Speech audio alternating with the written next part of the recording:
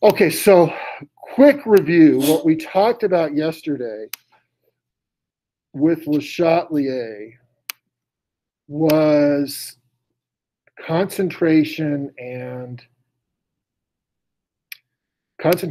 temperature.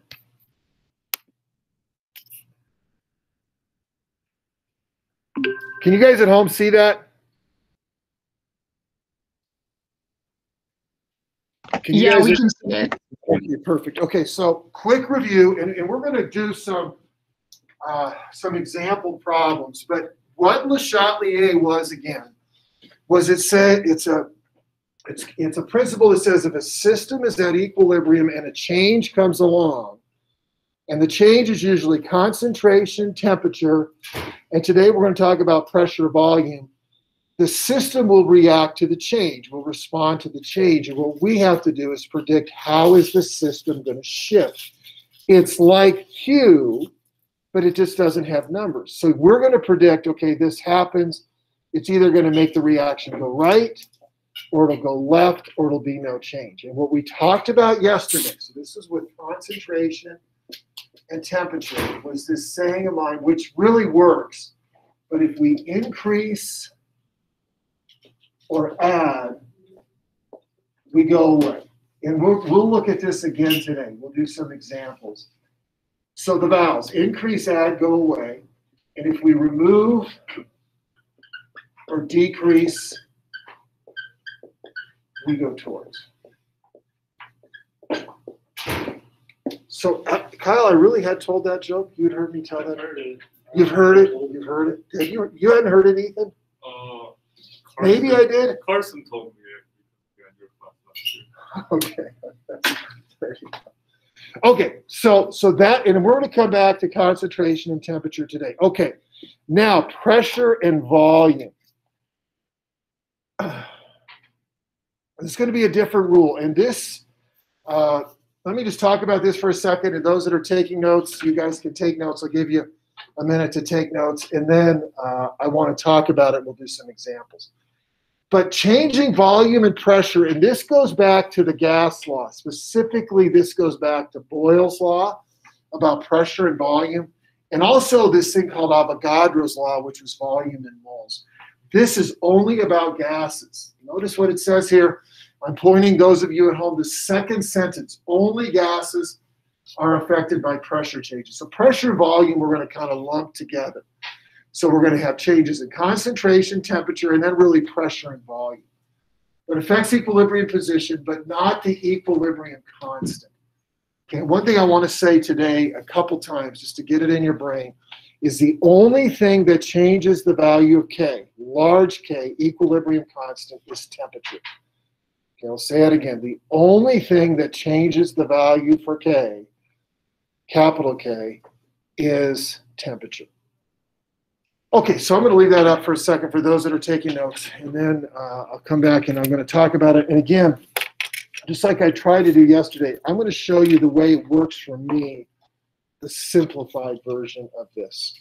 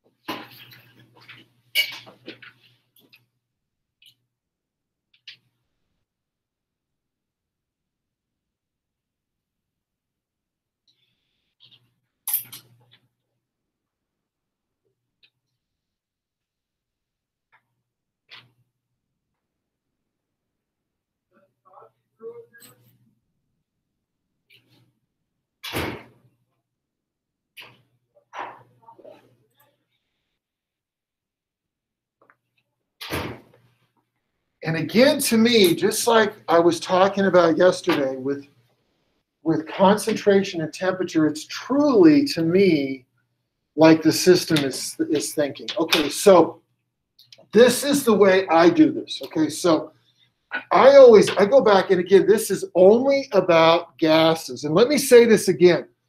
The very first sentence affects equilibrium position, but not the equilibrium constant. So note this. So K, the Kc or Kp, the only thing that affects them is temperature. Okay, so the only thing they're dependent upon is temperature. Now let's go back to chapter 12. We had K, the rate constant. So this was lowercase k. This was capital K. I said this a number of times in that chapter, chapter 12. But we said that is affected by temperature and a catalyst. And again, I made the test up we're going to have after spring break, and this is on the test. So you should note this. Okay, and then the rate. So what rate is, again, remember rate is equal to K times A to the X and B to the Y. What it depends on, again, is temperature. So note this, every one of them depends on temperature and it depends on concentration. Okay, so making a point of that, and you guys have now been in my class for 3/4 of the year, a weird year, but you've been in it for 3/4 of the year. Well, you know, when I tell you something's on the test, it's on the test. Okay, so and so be ready for those. But anyway, so back to this point. So it affects equilibrium position, but not the equilibrium constant. The only thing that affects Kc or Kp is temperature, and this applies only to gases. And remember too, on yesterday, just reviewing what we talked about yesterday, for those that heard me, we talked about if we added something, we'd go away. If we removed it, we would go towards. But solids and liquids have no effect. Solids and liquids their concentrations don't change, so they don't have any effect at all. Here we're not even looking at aqueous, we're just looking at gases. This is the way I do pressure and volume. This is how I remember it, and it's kind of a silly way to remember it, but this is how I remember it. My wife is a realtor; she's a real estate agent, and so she's got different kind of clients. She's got some clients that are grandparents; they're empty nesters. She's got other clients that have multiple kids. Okay, so when she is a client that is a family with a couple kids, they obviously want a house with more bedrooms. They want a bigger house. Makes sense, right? Well, if she's got say an older couple who are grandparents, well, then they want a smaller house because they don't need the bedrooms. Well, that's kind of the way this works. So if you remember how pressure is related to volume, pressure and volume, going back to the gases, they're oppositely related. So pressure goes up, volume goes down. But N, and remember, N represents moles, Pibner. N is connected to the pressure. So, I'm sorry, it's connected to the volume. So if the pressure goes up, the volume goes down. And if there's a smaller volume, you want a smaller number of moles. How do you figure out the moles? Is you add up the coefficients from the balanced equation of just the gas molecules. And then everything being the reverse. If the pressure goes down, then the volume would go up, and so then we would want the side with the larger moles. And that's where I get back to the example with my wife being a realtor. If she's got a smaller volume, so a smaller number of people in the house, just to say grandma, grandpa, they would want a smaller number of moles. They don't need as much room, but a bigger volume. So a family with a couple kids, they need more room. But anyways, you see how it's worded technically, Le Chatelier, the way it would be in our book or any book, or probably in the Princeton Review. Increasing the pressure causes a shift towards the direction that produces the less gas molecules. And that's why, to me, this logic, and this will always get us to the right answer on this, will work. So increasing the pressure causes a shift towards the direction that produces the smaller gas particles, smaller moles of gas, just gas, which will then reduce the pressure of the system. Or decreasing the pressure, okay, here causes a shift towards the direction that produces more moles of a gas. Because if you decrease the pressure, you increase the volume, so you have more room for more moles of gas. Okay, so if we look at the reaction that I've got here in the notes, and all these are gases. So when we do this, we're looking at just gas molecules. So to figure out the gas molecules, you add up the coefficients. So on this side, there's 1 plus 3, there's 4. And on this side, there's 2. So the question is, what happens when the pressure is increased? So when the pressure goes up, this is where I go back here, the volume would go down. We want to go towards the side with a smaller number of molecules, which in this case, the smaller number of molecules, there's 2 going this way, there's 4 this way, this is going to shift to the right. So if we increase the pressure, we really decrease the volume, we go towards the side with the fewer number of molecules. And if we're shifting right, then this would increase, and these would decrease.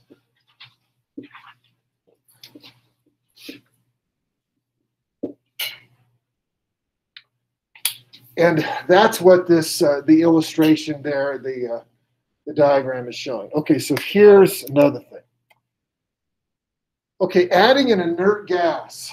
Inert gases, remember, inert gas is another name for the noble gases. So adding a noble gas, helium, has no effect on shifting equilibrium. So in the same thing, I'm going to put it in, and I can't remember if it's on this page. I don't think it's on this page, but it's coming up. Another thing, if you're taking notes, you can note the same thing happens with a catalyst. So what I'm saying here, okay, adding an inert gas like helium has no effect on shifting equilibrium. So when you add helium, it's going to be no change. So really, first year chem, I always tell my students, and the thing that's kind of nice about this is you have, even if you haven't paid attention, you still got a 33% chance. It's either going to go right, left, or no change. Or the concentrations are going to increase, decrease, or remain unchanged. No numbers here. But if you add a noble gas, it's going to be no change. And the same with a catalyst. Even though I don't have that here, you should note this. If you add a catalyst, it's gonna be no change at all. No change at all. A catalyst, if you remember, go back to when we were doing the activation energy diagrams in chapter 12. What we did there is we had this, and we had like this. Well, a catalyst does this. A catalyst is kind of like I used the point at the when we were doing this. A catalyst, to me, is like the Eisenhower Tunnel. And I'm so old, I can remember when there wasn't the Eisenhower Tunnel. If you like to go snowboard up at Copper Mountain or Breckenridge. Back in the day when I was in elementary school, there wasn't the tunnel, so you had to drive over Loveland Pass. Well, the tunnel is like a catalyst. But it doesn't just affect going east to west or west to east. It affects everything. And so a catalyst doesn't favor left or right. So catalyst will have no effect. Okay, so let's look at this problem.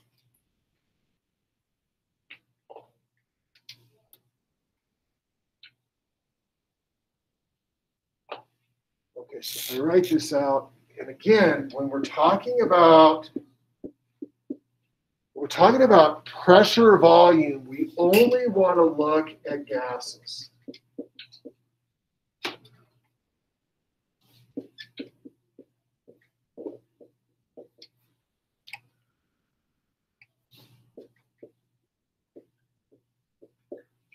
So there's the reaction. So let's do this. Let's say with pressure, it's going to go up, and volume is going to go up. So what we're going to do here is we're going to predict, is this going to make this reaction go right or left or no change?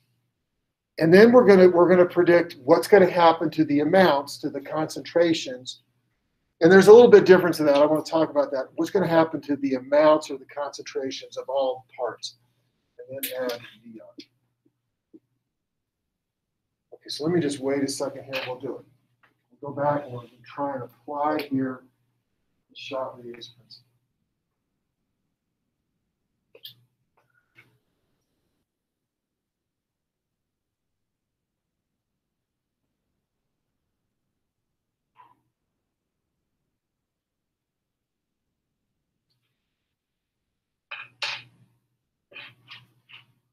Okay, so again, when it's about pressure and volume, I'm going to look at just the gas molecule. So I'm not worried about the solid, but this is a gas, so I have 3 moles of gas here. This is a solid, so I have 2 moles of gas here. So I'm just adding up the coefficients. So if the pressure increases, the volume would decrease, so we'd want to go towards the side with the smaller number of moles.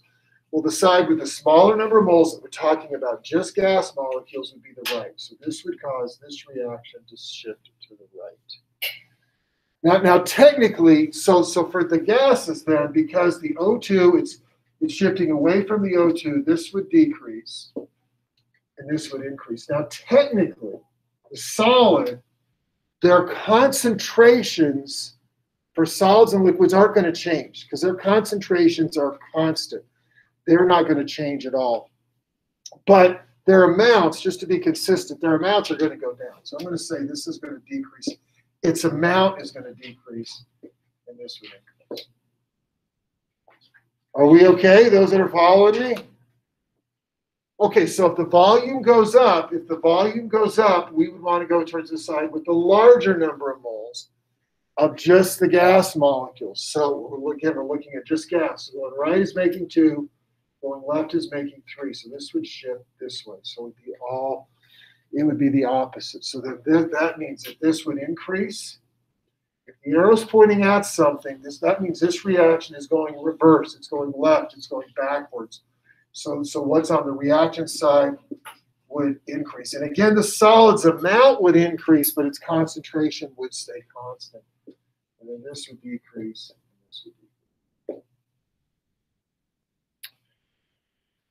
Okay, and then adding neon, just like I got above, is no change. So NC, no change, and all the concentrations would stay the same. The same would happen with the catalyst.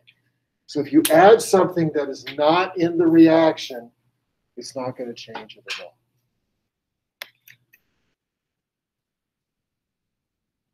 Okay, look at the next one. So look at that one. Let's just take a second, see if you can look at that one. So in this system here, if the pressure is increased, is it going to go right or left or no change?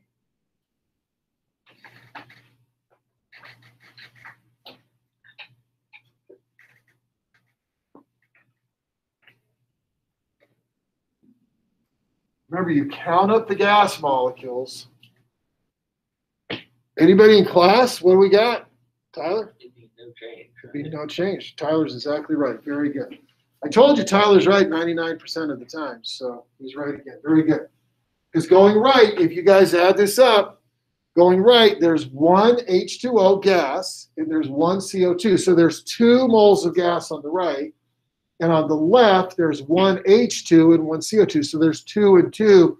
So pressure volume would have no change. So the answer here, what happens to equilibrium? There's no change. It doesn't shift one way or the other.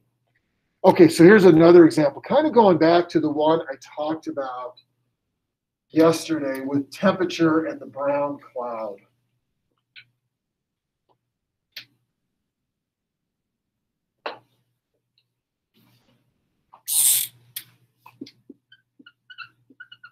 This one is not about temperature, though. This is about pressure and volume.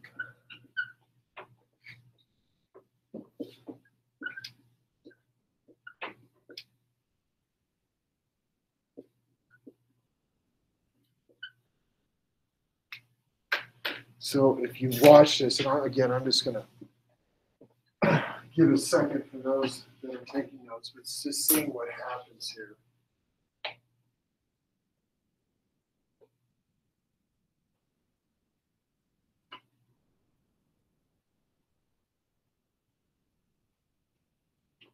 So we've got in, looks like a cylinder here,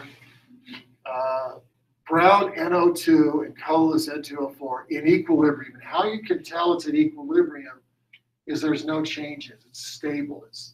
Color's not changing, temperature's not changing, states are not changing. The volume is suddenly decreased. Okay, so going back to Le Chatelier, so if the volume decreases, the The volume decreases, we go towards the side with a smaller number of moles. Well, going right is making 1, going left is making 2. So if the volume goes down, that's going to shift to the right, which means it should get colorless. So if you look at what it says in B, so the volume goes down. Well, what we're doing there is we're making it more concentrated, and that's what happens initially. The volume is suddenly decreased, giving a greater concentration of the whole thing, indicated by a darker brown color. But then, as the system, now there was a change, the volume was decreased. Now the system, though, settles into equilibrium. After a few seconds after the sudden volume decrease, the color is much lighter.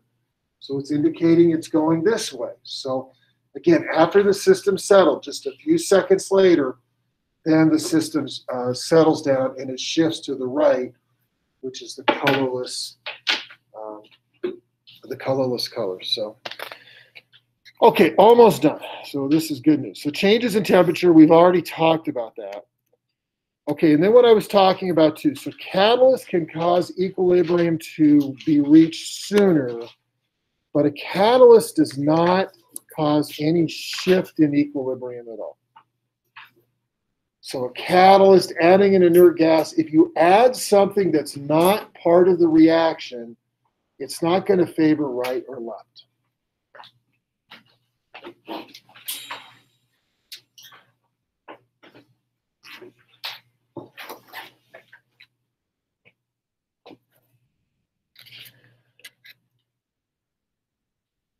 Okay, and I'd like to I'd like you guys to take a minute and let's see if you guys for these, there's 5 changes.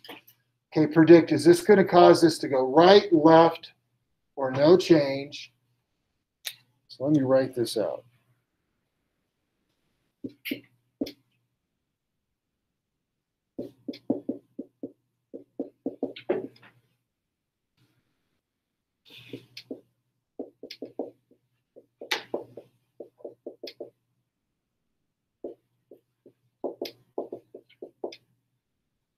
So we heat it, so that means the temperature increases. NF2 is removed. Pressure decreases. We add helium. We add a catalyst. Okay, I want to just give you a minute. And what I want you to do is I want you, with every one of those changes, to predict which way is it going to go. Tyler? How does adding temperature related to pressure and volume again? Temperature is not related. What I use this, Tyler. So what I do, so because this reaction, because the delta H is positive, that means it's endothermic. That means energy's on this side. So if we increase the temperature, again, so we go back here. So if we increase the temperature, we go away, but we would go away from the energy, the kilojoules. Okay? We go to the right. Okay, take a minute, try those. We'll check them. So you're going to tell me, is this going to cause this to go right, left, or no change? And then what's going to happen to the amounts of every one of these?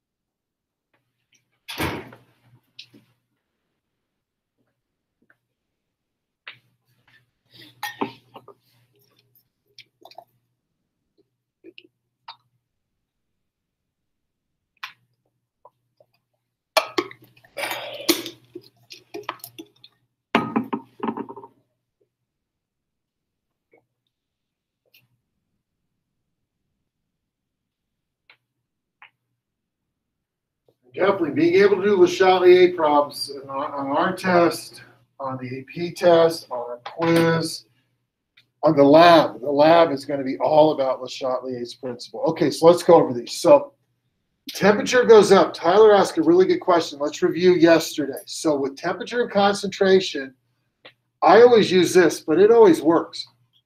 So if the temperature goes up, so if we increase the temperature, we go away.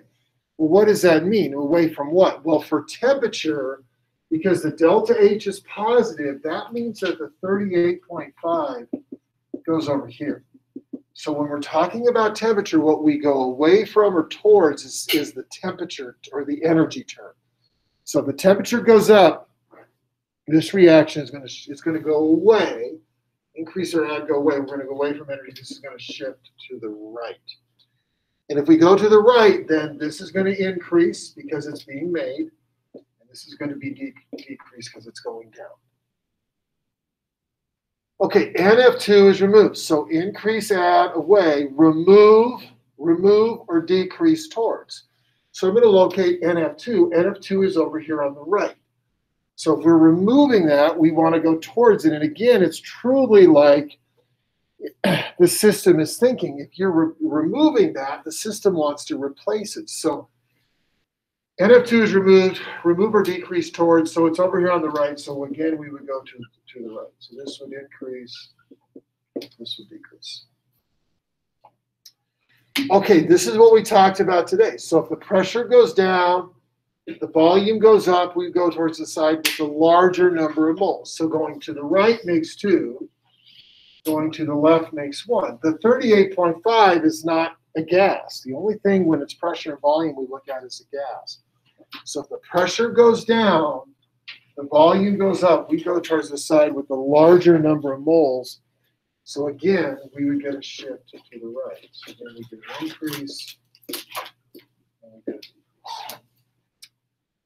And then the last two, remember, adding helium, adding a catalyst it doesn't affect anything. So NC, no change, and the concentrations would stay the same. Does that make a little bit of sense? Wait, through the pressure going down, why is that going down? Because the pressure went down, which meant the volume goes up. Remember, they're oppositely related. And then the moles does the same thing as the volume. So we want to go towards the side with the larger number of moles. Okay. And going right made 2, going left made 1. Everything was a gas. Oh, okay. Does that make sense? Yeah. Something else. Definitely. And here's one more. Let me just talk about this. And again, I'm truly here in about 2 minutes. I'm going to be done. This is the reaction that happens in our bloodstream. So Hb is hemoglobin, which is actually an iron compound. It grabs onto oxygen and it goes into our body. But this is how this works. So in our lungs, there's a lot of oxygen. There's a lot of oxygen. So the oxygen level is high. So I'm going to erase this. So the oxygen, so in our lungs, so we got Hb plus O2, which is kind of how our body uses this. So in our lungs, there's a lot of O2. The O2 is high. So we've added, there's a lot of O2, so we're going to go away, so it shifts this way, shifts to the right. So this increases, and this decreases, and this was really added anyways. Well, so what happens in our lungs is we load up a bunch of oxygen. We breathe here every second, which in our lungs makes HbO2. And then our bloodstream takes this out because this hemoglobin is in the blood, takes this to all the way throughout our body, and then let's say it gets to the tip of our toes. So we have the same reaction. The tip of our toes, the O2 level is low. There's not a lot of oxygen. So we removed or we decreased oxygen. So what does the system do? The system goes this way and it releases oxygen. So the tip of my toes is how it gets oxygen. It uses Le Chatelier's principle. If that makes any sense at all. Probably makes no sense at all. But if you think about it, it does make sense. So there's a lot in our lungs, there's a lot of oxygen, so it shifts to the right, so the oxygen clings to the hemoglobin. But then on the tip of my toes or the tip of my nose, where there's a little bit of oxygen, we've removed or decreased, so now we go towards, and that's how all the parts of our body gets oxygen. And here's the last thing, and you guys can see the problems in the book. And again, over spring break, again, you guys, it's really up to you, but I do think if you don't spend some time doing AP Chem, either just getting ready for the 12-13 test or doing the Princeton review, I think you're going to be behind. But maybe you just need to kind of regroup. This is kind of a cool one. This one, I think of all the ones that I go over in the year, these little application things, which I kind of find cool.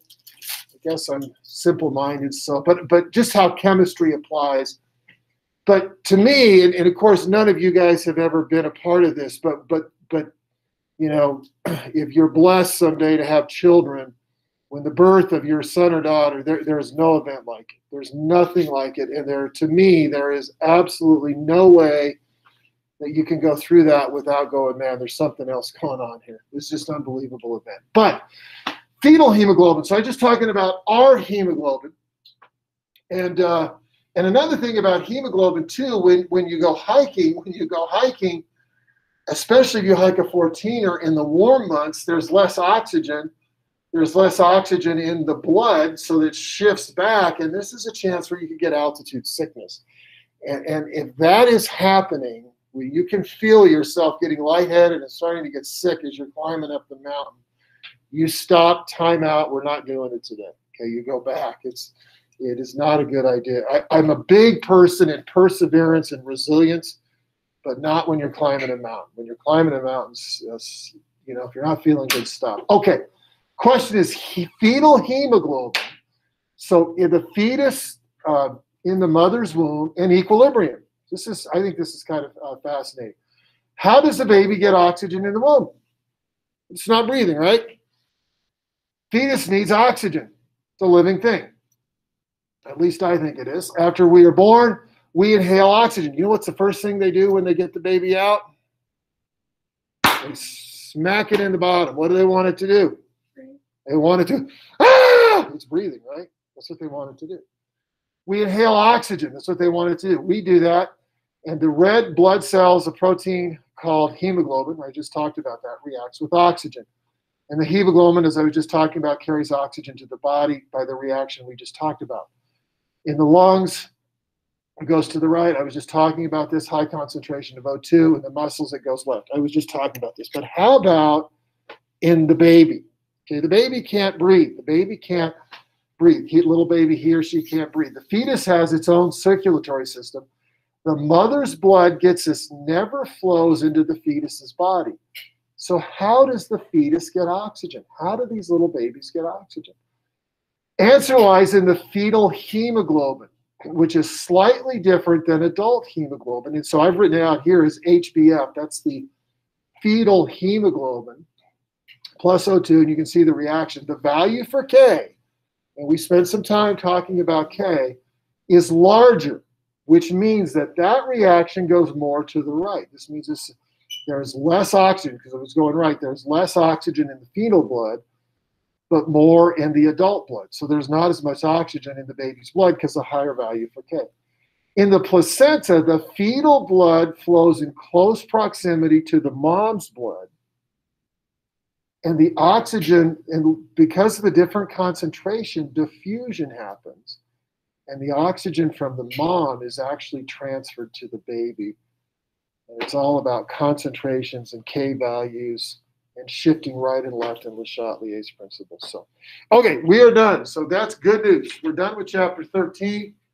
And for today, I am done. So here in class, you guys can relax. You guys can, if you have questions, I'm more than happy to answer them. If you want to get out the quiz and start to look at that, we're all done with 13.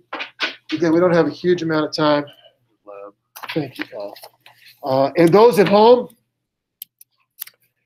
same thing. You guys, if you have questions, I'm more than happy to answer.